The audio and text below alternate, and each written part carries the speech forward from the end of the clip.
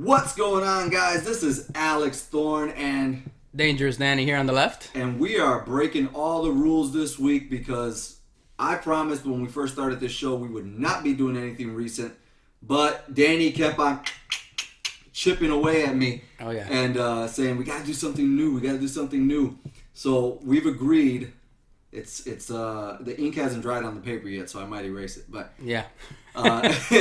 we've agreed to do the Big Four events, which is Royal Rumble, WrestleMania. We'd be fools not to do that. Yeah. Survivor Series and SummerSlam of this year. And by the time SummerSlam and Survivor Series come about, we'll definitely be in season 3, which is awesome to even think about that we're going to get there. Yeah.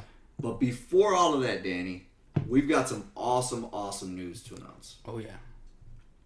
So OverAF is now being downloaded in Canada, Spain, the United Kingdom, Ireland, Germany, Italy, and Australia, as well as the United States. Isn't that crazy? How do you feel that our voice is being heard all over the world in all those countries?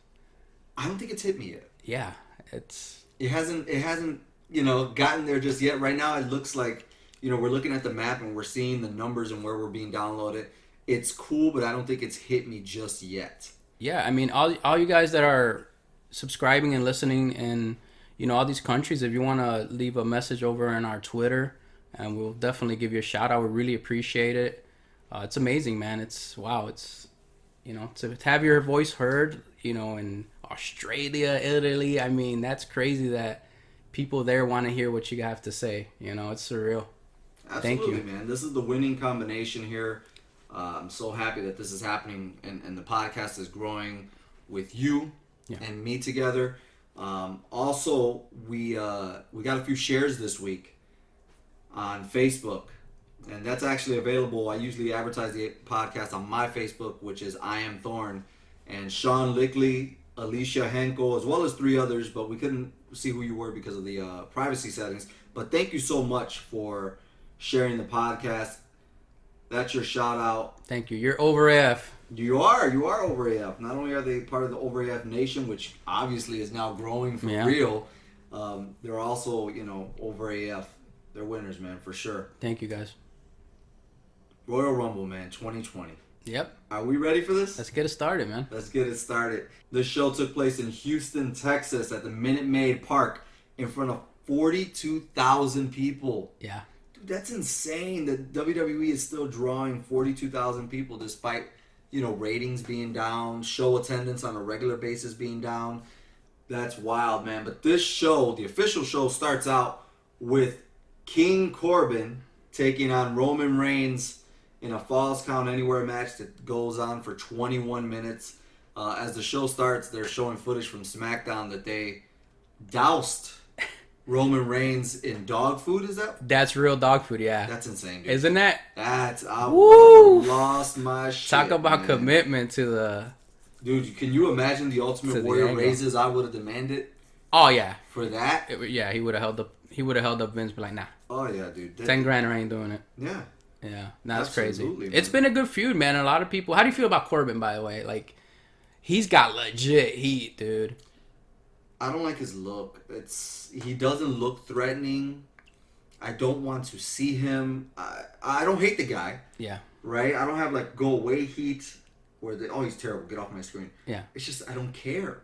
Okay. I've heard his promos. His promos are good if I'm not looking at him. Yeah. That sounds like a good heel. But the moment I look at him, I say, yeah. But isn't a good heel like somebody that you hate, somebody that you don't want to see win, somebody that you don't want to see at all? I mean, that's a good heel. I don't think... No, there's a difference in between being a good heel and just not looking the part. Like Ted DiBiase, he looked the part. Even though he didn't have a great body, his personality and in the suit, the image, the voice, it all came together really well. Sure. Okay. I think even a heel should kind of spark your imagination somewhat. And from what I saw from Corbin, he's good at what he does. He's getting the crowd pissed off. Right, which we don't have. We don't have enough of that. Sorry to cut you off. We don't have enough of that. We don't have enough heel. Now everybody cheers the heels. Somebody turns heel. Oh my God, we're gonna cheer them. Like, name a heel that people are legitimately booing, like nonstop. he's one of them. I think he's the main one that people hate. They don't cheer Corbin. They hate his guts. I think maybe what it is too is if I look at him, I think he should have a posse around him. He does. Who does he have? Yeah, he has Ziggler, and also he has Bobby Roode. So they come and help him out. They're like his squires. What was the name of the guy from WCW that had the natural born killers? Thrillers. Mike Sanders. That's what he reminds me of. No. He reminds me. I know they're completely different people. Yeah. But when I looked at Sanders, I was like, what is he doing in wrestling? That's what I see when I look at Brian. Or I'm sorry, Corbin. Yeah. Corbin's a big guy though, man. The only thing he doesn't have. It's just weird wearing it. Well, he used to wear this like, different ring attire. Right. No, I remember that. Now he's just wearing a shirt. Yeah. I think he should wear pants, like actual like looser pants. Yeah. I think that would help him a little bit. He's got to get cut up or gain something, and then his face needs something too. I'm sorry, dude, but it's just I don't care for the guy. Anyways, yeah, they brawl all over the building. Yeah. Well, the ending of this first match, which is like Danny said, it's a really good opening match for the card, is Roman Reigns goes over with a spear outside in front of the people, making them feel inclusive. You know, maybe that works for him. Yeah. Maybe he should do more things in the crowd. Well, they stopped that for a while because remember when he was doing the entrance from the crowd, there was people messing with him. Oh, really? Yeah. I didn't know. Yeah, there was people. I mean, they've thrown stuff at this guy in the ring, dude. So. Anything worse than dog food? No. I mean, who knows? The company themselves. I mean, you know, in Puerto Rico, they throw piss and shit at you over there in those federations. You've heard the stories from these guys, so. I have. It's super, you know. Throwing light bulbs. Everything, batteries. I mean, it's like a thorn match. It's like me at a thorn match. Yeah, it's me throwing the shit. Oh, man. Yeah. So we go from a 21-minute opener match to a 54-minute female battle royal Rumble. I can't believe in 2020, you know, also 2019, that we could have a 30-woman battle royal as well as 2 championship matches for women. Yeah. On one card. I have to say it. She's amazing. Bianca Belair. She is a powerhouse, brother. You want to talk about a powerhouse? Yeah. Woof. I didn't know it until like mid-match because I did watch this entire Rumble. I didn't realize that she was a powerhouse. I thought she was just, you know, another chick who's good or whatever. But I kept watching her wondering, what's her angle? What's she doing? Yeah. You know, what is she there for? And she's there to be a powerhouse. I haven't seen a female wrestler like this in a really long time, man. That's a huge compliment. Yeah, she's amazing. That's big time. When I saw her gorilla press 2 females in this match, I was like, what? Yeah. And then, you know, it's pro wrestling. Yeah. So moves like a gorilla press is usually reserved for somebody who's really big. You know, a woman that's bigger in stature, like Nia Jax. Yeah. You know, Awesome Kong would be doing moves like that. But her doing it, and then I saw her shoulders and her traps popping out. I was like, oh, man, she's gonna be a big deal. She could possibly be what Naomi was supposed to be. I could see that.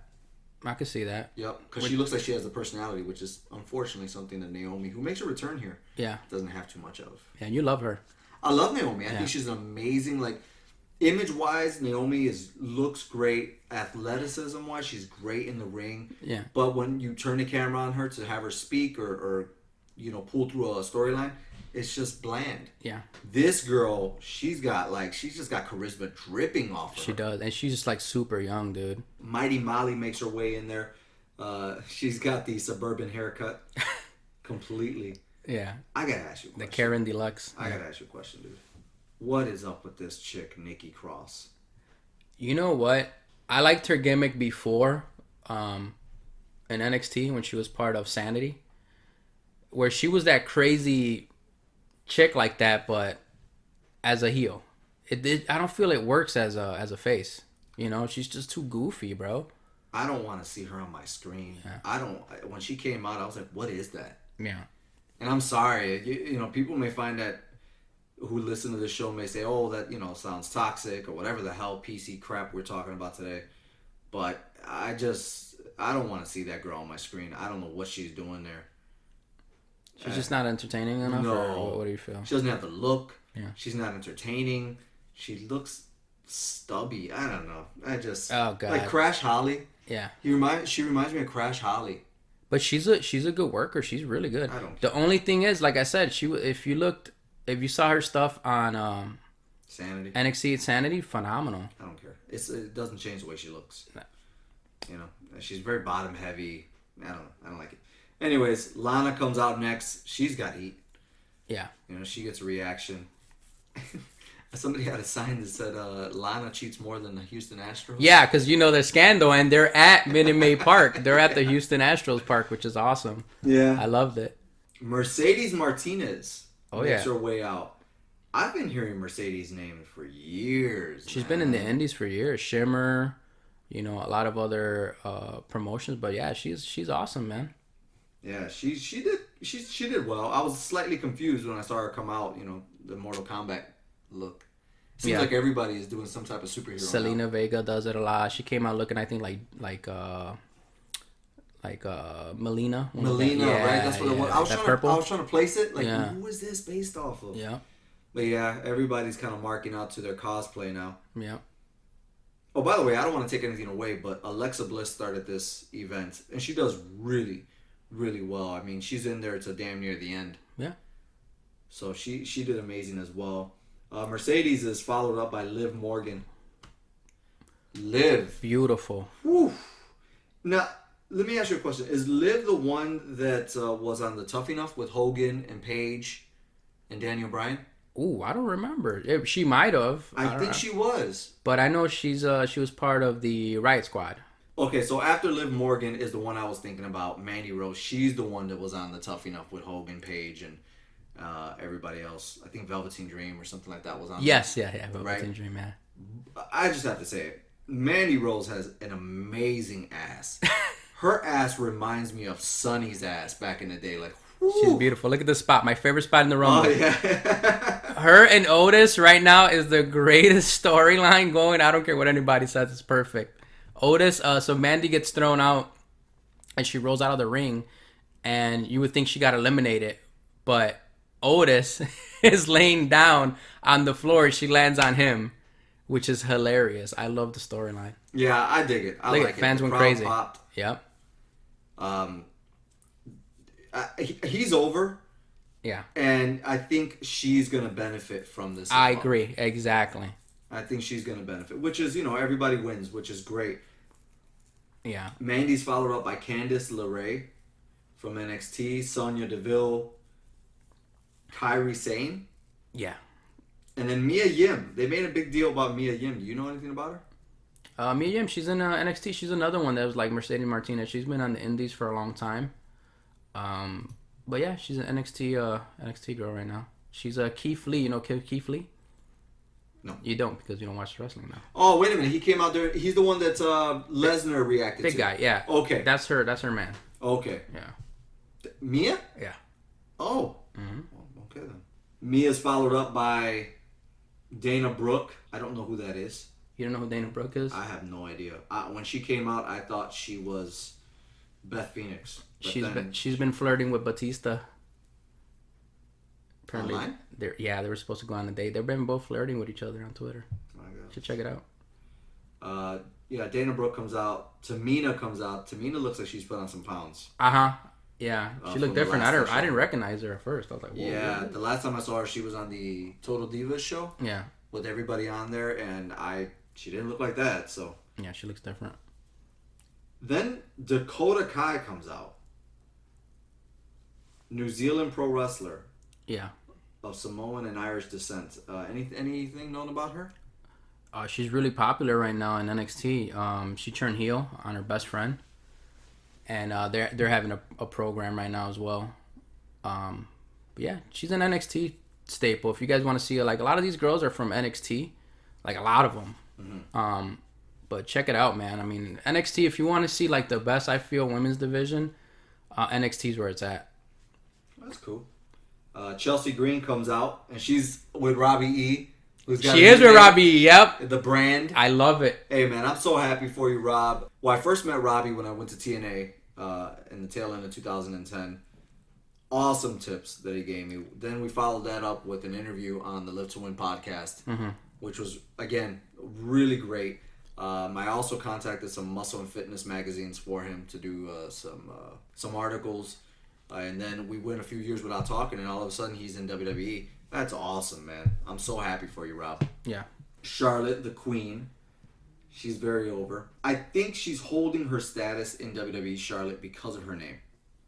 Really? Yes, because in my eyes, I think Belair can easily outperform Charlotte. I agree. And she'll get there. You know, she's gonna have to get to that point where she gets that push. But some people may never be able to overcome Charlotte because of her name. I can see that. Yeah, I can see that. But yeah, I think the future of the women's division is Bianca Belair for sure. Hell yeah, for sure. Absolutely. Yeah.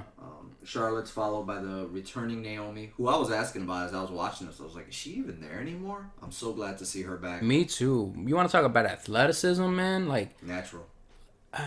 I would compare her, like, to me, she's the female Kofi Kingston. You know, as far as like athleticism and everything, I mean, all the stuff that, and you'll see it in the Rumble. Because also what I mean about that is like she's always got these spots in the Rumble like Kofi does, where she'll do something that's like, wow, how athletic, how crazy that is, So I like Naomi. Yeah, there's a certain spot she does in this match that I thought it was blah. Okay. It took too long to do it. Oh, the spot where she's outside the ring and she puts the... It took too long, and then when she did it, it wasn't a big deal. Sure. I thought she was going to jump from the table all the way to the ring. Would have been... Yeah, I kept saying, like, she better take off that front cover so she doesn't slip. Yeah. But no, she used those to go across. It wasn't, it wasn't as big deal. Maybe it sounded cooler in idea than when she actually did it. Naomi's followed up by Beth Phoenix, who absolutely does amazing, but at the same time, she also... I think she split the back of her head. Really bad. Yeah, on a pulse she was selling. Yeah. For I forget who was punching her, but she was selling for somebody, and she sold back, and she split her head, and she kept going. She's a trooper, man. You Absolutely. Absolutely. And then somebody else who doesn't look the way I used to remember them looking. I got like a little crush, you know what I'm saying, on Toni Storm. Oh, that's my woman. We're gonna fight for her. Dude. Oh, brother, I love me some Toni Storm. She's gotten a little bit bottom heavy, I see. Oh my god, dude! I saw her running out. I'm like, are her hips jiggling as she comes? And I'm not saying it's a bad thing. Yeah. But she doesn't look like I saw her last, which was like maybe 2 years ago. Yeah. Toni, I love the gimmick. I love the rock and roll look. Awesome. Beautiful. Kelly comes in after that, which I don't understand. How she has made her lineage like as somebody in WWE. She wasn't shit. She was just another bimbo back in the ECW time frame. Yeah, I mean she was a champion before, She was. So I think what happened with her is that she took over. Sasha Banks was supposed to be in here. Okay. But I believe she wasn't medically cleared, and I guess they brought in Kelly.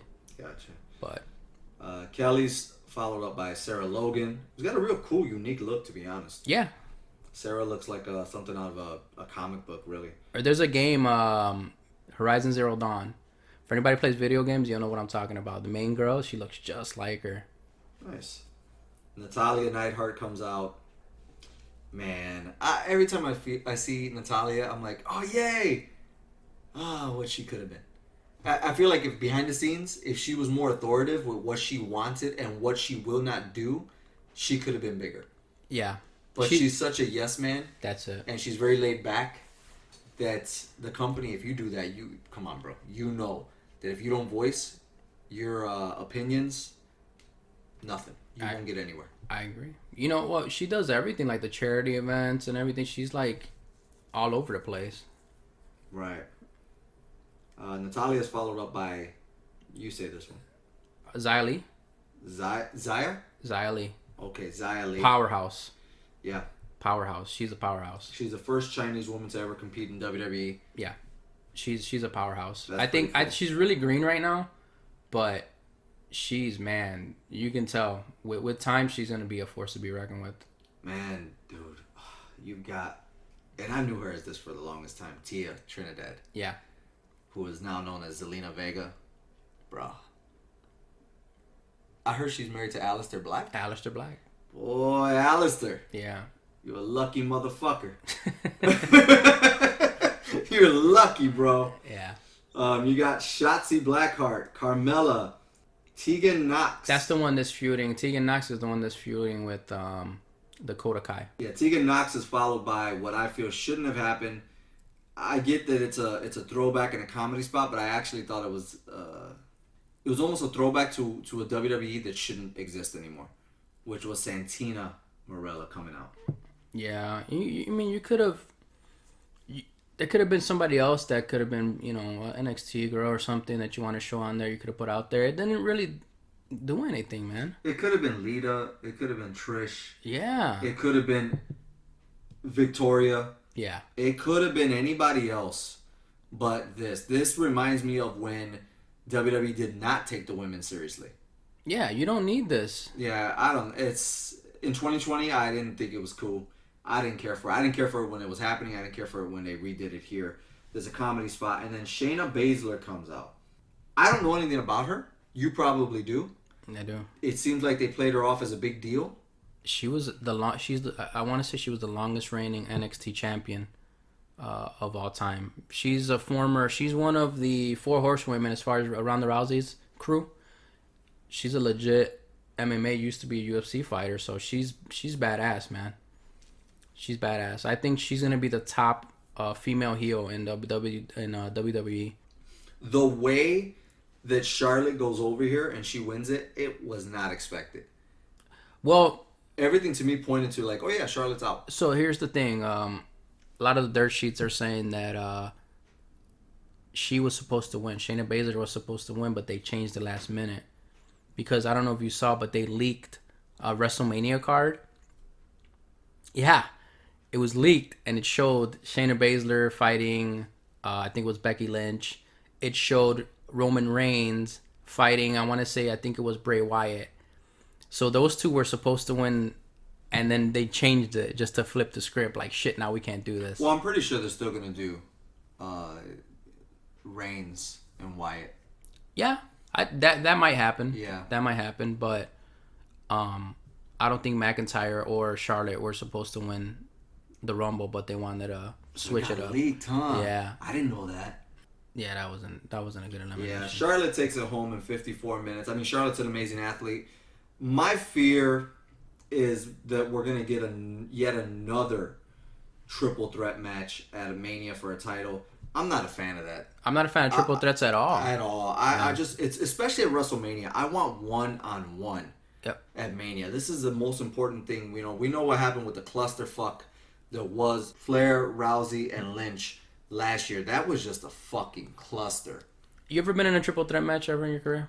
Yes, I have been in them. Okay. I like them. Okay. To participate in. As a fan, I don't like them. Okay. Could have done without Santina. But I could have done without Santina, but there's nothing to bring this down whatsoever. All right. So the women's battle royal is followed up by Bayley, the champion, defending against Lacey Evans. That's a smack. I didn't know each brand had a woman's champion. Yes. I thought there was just one, which was Lynch, because I didn't even know Bayley was a champion. She's a heel now. Yeah. And the only way I know that is because I saw memes that said Bayley says "fuck the kids." Yeah. That's all I know. Cut her hair short. She remember those little wacky waving and flavor of Superman. She cut them up. It was a good heel turn, but yeah.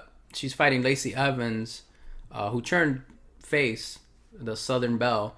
I like her gimmick. You know what her finisher is? I love it. It's called the Women's Right, and she punches you in the face. That's great. I love it. Bayley retains the title against Lacey Evans. Next is followed up by the WWE Universal Championship, a strap match between The Fiend, Bray Wyatt, and Daniel Bryan. No red lights for this match. Do you know why? And my friend Sean, actually, he shout out to you, Sean. He actually pointed it out. I was like, man, don't have the lights, but it makes sense because you'll be able to see the welts on like Daniel Bryan's back. You can see the damage you're doing with the with the belt, which made sense. But I haven't seen a strap match in a long time, man. Yeah, man. So I was surprised. I was watching the pre-show. Yeah.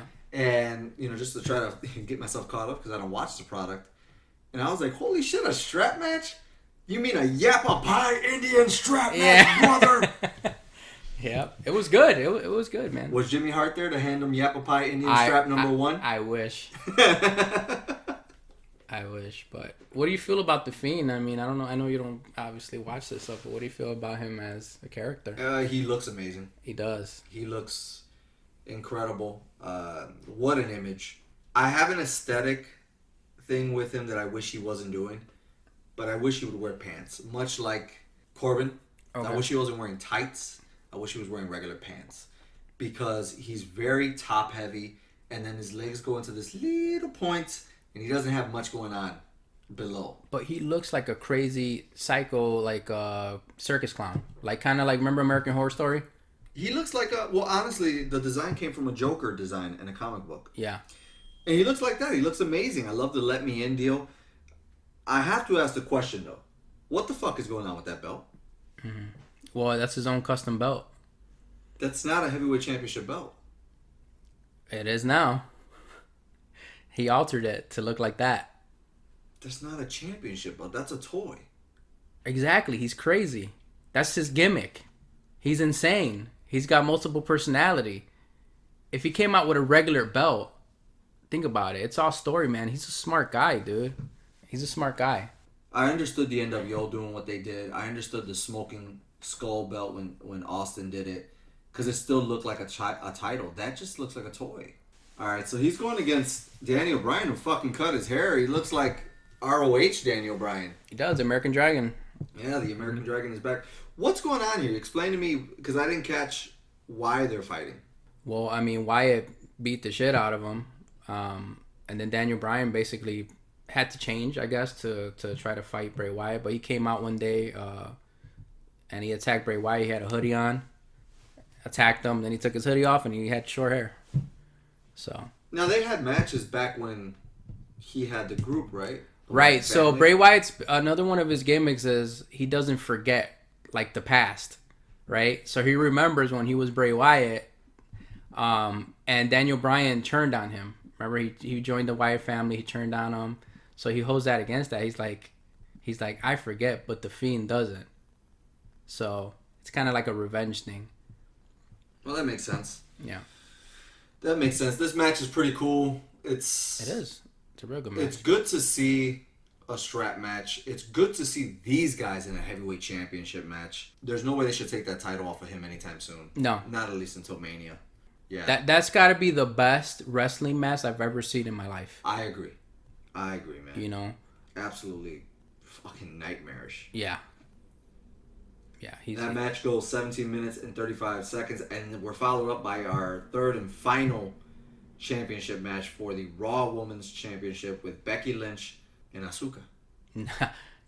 Asuka. That's the way it's spelled, goddammit. Yeah. Asuka, but yeah. Yeah, it's Asuka in 16 minutes. I gotta ask you the question that I asked on Twitter. What is Becky Lynch's appeal? I'm not feeling her, man. Honestly, she was hot for a long time, you know, when she first became the man character. But dude, now she's just becoming like a real cocky, you know, like she cut a promo on Raw that really like rubbed me the wrong way. I was like, man, damn, you're supposed to be a face, and you're over here like saying she's like, I won't no longer wrestle people because I have to. I'll do it because I want to. I've beaten everybody. You know, there's nobody on my level. She just came out real cocky like a heel would. Mm-hmm. You know, but I don't see it, man. I really don't. Asuka's different. Asuka's badass. I think Asuka's cool, man. She's so animated. She makes me laugh. Yeah. But at the same time, I'm like, she's a badass. You can tell. And she's got the Great Muta gimmick now too. Yeah, with the mist. I love it. Becky takes it in a match against Asuka. It's a pretty cool ending, by the way, too. Yeah. I was impressed with the end. Yeah, for those of you who like, you know, Becky, you know, more power to you. It's just, you know, our opinion doesn't really matter. You know. No, you're listening to the show. We gotta express our opinions. Yep. Before the Royal Rumble takes place, these guys named the Street Profits come up. Oh, I hate these guys. Do you know their names? Montez Ford and Angelo Dawkins. Okay, who's the big guy? What's his name? I think that's Angelo Dawkins. I think Montez Ford. I don't mind Angelo. Angelo's okay. Angelo's pretty cool. That other fucking guy. He thinks he's The Rock. He acts like, first of all, he reminded me of a hyena in high school. Yeah. Those guys that you would just get the fuck away from. Yeah, and it wouldn't shut up. Yeah. And wouldn't shut up. And then he wants to be The Rock. So badly. He's one of those guys that's like, get off my screen, I don't want to see you. Yes. Absolutely. As soon as I see him, dude, like, when I watch with my friend, he laughs so much because every time I see him, I just have this disgusted look on my face, and I'm like, oh my god, Yeah, absolutely. I'm with you. Not a fan. That's not good. No.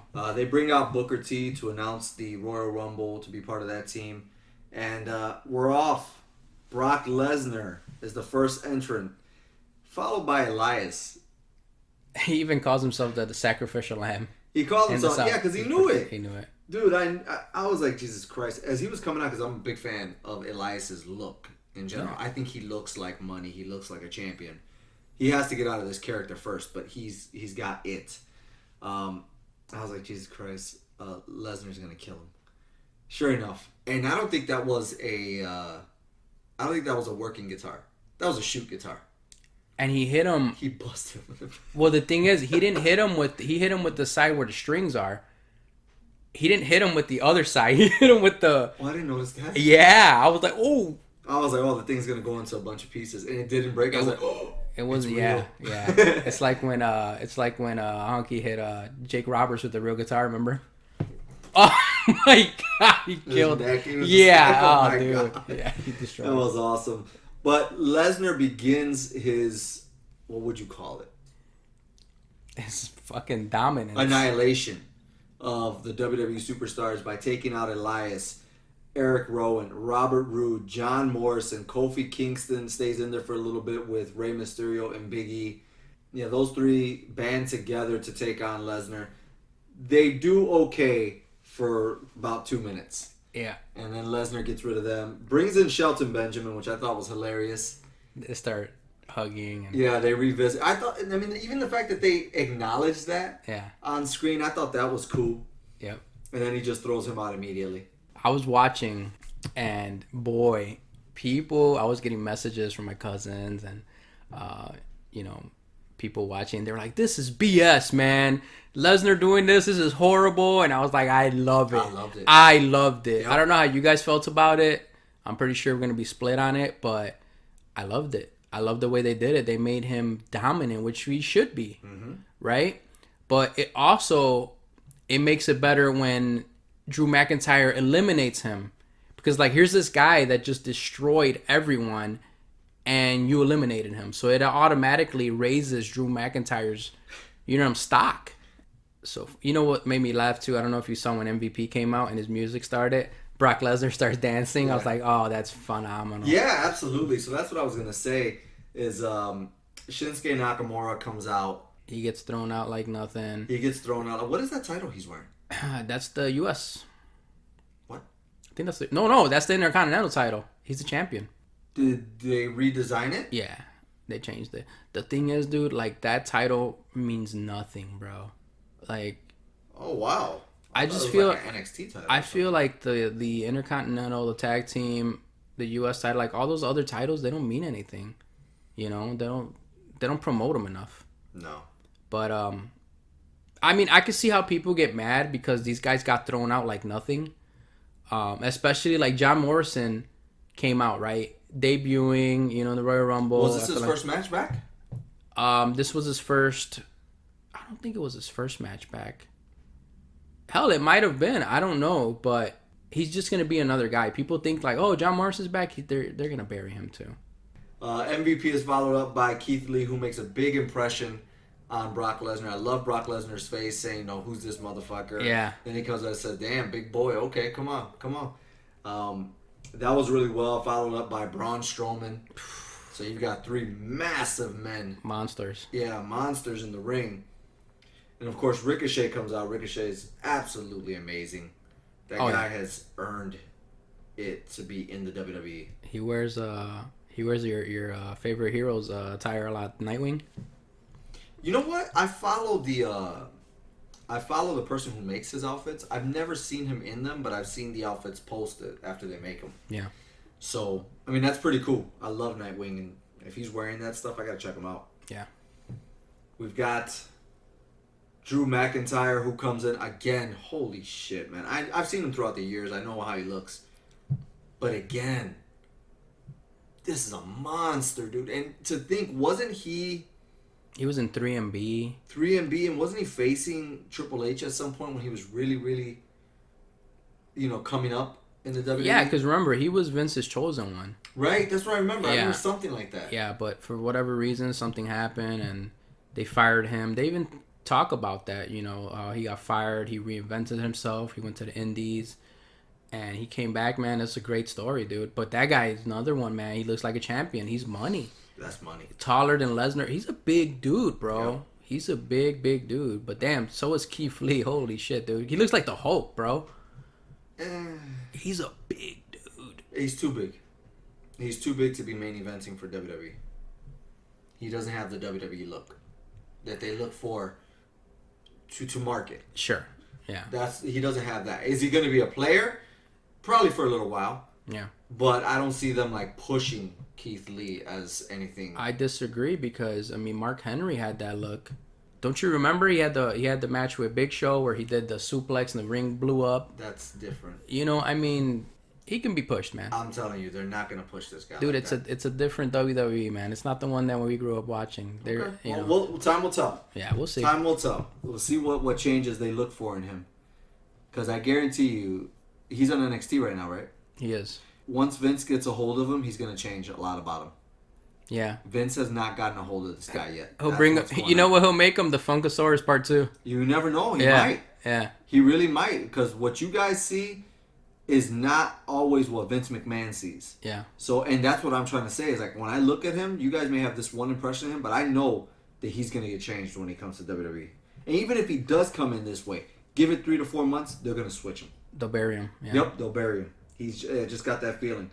Nonetheless, after the monsters in there and Ricochet, you've got Drew McIntyre, The Miz, AJ Styles, Dolph Ziggler, Carl Anderson, who comes out with a sweater on, and then the feel good moment, and honestly, just an amazing return of Edge. Looked like $1 million, man. 47 years old, best shape of his life, and also the wear and tear on his face makes him look like a main eventer, makes him look like something. I agree. Me. And you know what? He had a promo on Raw, and he talked about that. Basically, in his promo, he said, "I'm gonna end my career on my terms, not because of a medical issue." Which Absolutely, is pretty cool. I couldn't believe it's been 9 years. That's crazy. In my eyes, I was like, "Oh yeah, he left like 4 years ago." Yeah, like nothing. Yeah, but 9 years. Wow. Yeah, that's wild. He does amazing. He's followed up by King Corbin. How do you say this man's name? Matt Riddle. This man came out with sandals on. Is this the same guy who talks shit to Goldberg? And Brock Lesnar, yeah. Apparently he had an altercation with Brock Lesnar in the back, too. But, yeah, he's a former UFC fighter as well. Yeah, he can fuck off. Luke Gallows comes out. Randy Orton has amazing interactions in there with Edge. Rated RKO, back together. Yeah, that was cool. That was really cool to see. Roman Reigns comes out selling. Fatty Kevin Owens comes out stunning everybody. What the fuck is that about? He's got the stunner now? He's got the stunner now. Aleister Black comes out. Samoa Joe, who is the biggest I have ever seen Joe. He's big. Look at these two big guys going at it, him and Owens, which are actually teamed up too against Seth Rollins. Right, so fill me in on that real quick. What's going on? The Monday Night Messiah, I heard them say. I love that gimmick. Yeah, he's he turned heel. The fans were not digging him as a good guy. I don't know anything about anything. Yeah, so he turned heel. He aligned himself with Authors of Pain, those two big guys you'll see, and also Buddy Murphy. So this is a little entourage right now, which is cool. I love it. Seth Rollins as a heel is way better than Seth Rollins as a face. It's not even close. Let me ask you a question. When you see Seth Rollins, would you pay money to see Seth Rollins? If that's the only star Seth Rollins is going to be in action, would you pay money, buy a ticket, buy a pay-per-view buy a VHS or tape or anything like that, would you spend money on Seth Rollins? No. Not at all.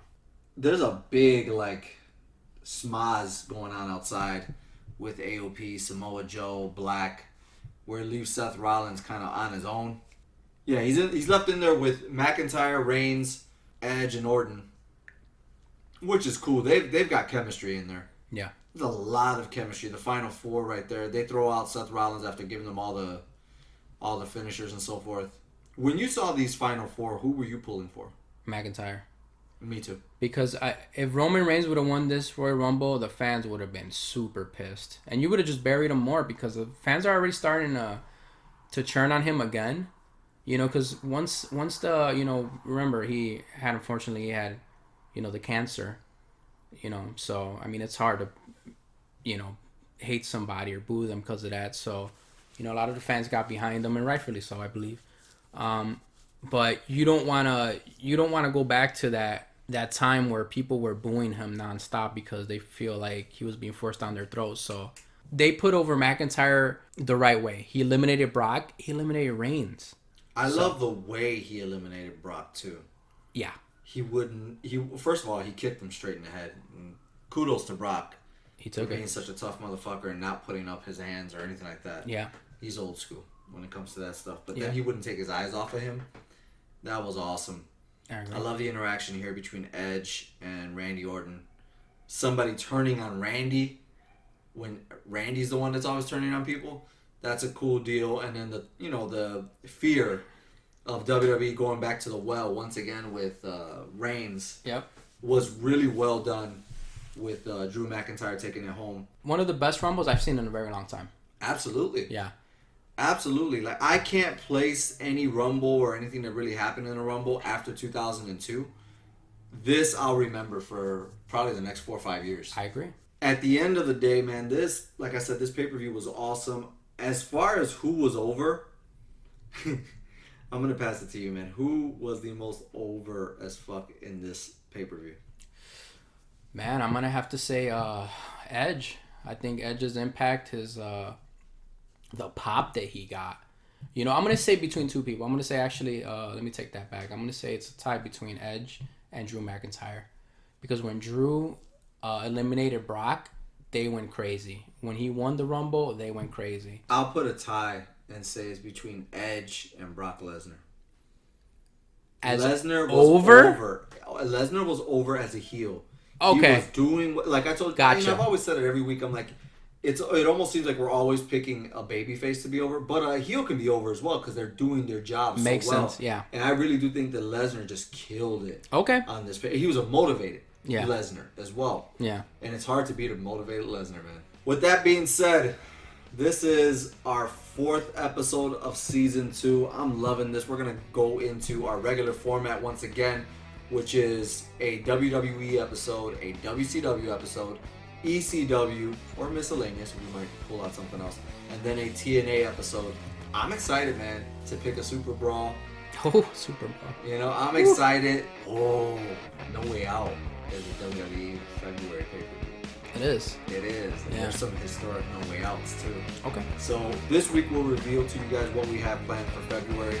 But this has been an awesome start to season 2. Thank you so much for getting us over 200 downloads as we asked you to. Thank you so much to all those countries that are listening to us. Yeah.